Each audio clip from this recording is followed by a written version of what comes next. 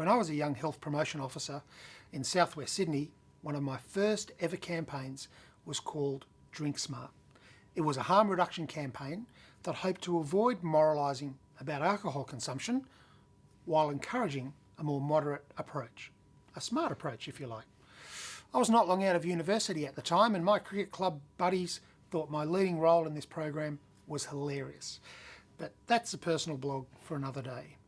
Southwestern Sydney has a population historically high in people from non-English speaking backgrounds, so much of the material was translated into Vietnamese, Chinese, Serbian, Croatian and a whole range of other languages.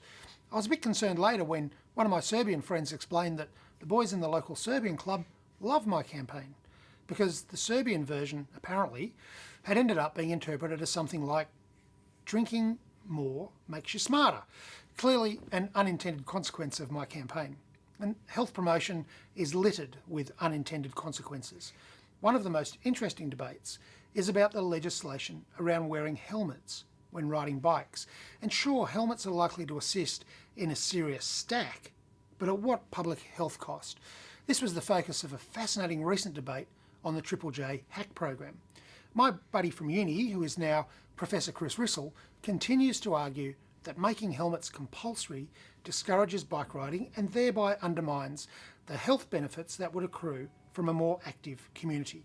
So lower levels of bike riding, reduced exercise, worsening health status and increased obesity are all feasible unintended consequences of mandatory helmets. And in the early 90s, Australia became the first country to make wearing bicycle helmets compulsory. Hooray.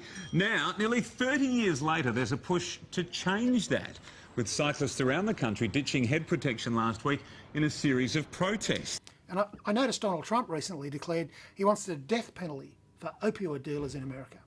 So no matter what else you think about moralistic utterances like that, it is clear that the unintended consequences of prohibition and harsher penalties are richer drug dealers and more impoverished people battling drug dependence. If only those who moralise about drug policy would stop to consider the unintended consequences of the brutality they advocate.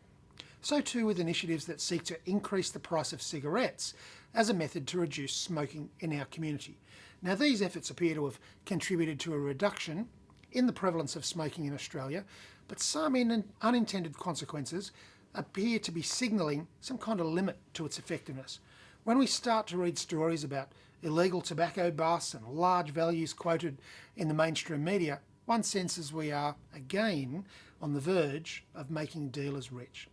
Dramatic CCTV footage of thugs using hammers, angle grinders and other weapons to steal cigarettes has been released in a bid to highlight the extent of the illegal tobacco black market. So remember, good health promotion campaigns consider all the possible consequences of their promotional and legislative initiatives, not just the ones to which they are philosophically, morally, idealistically or commercially aligned.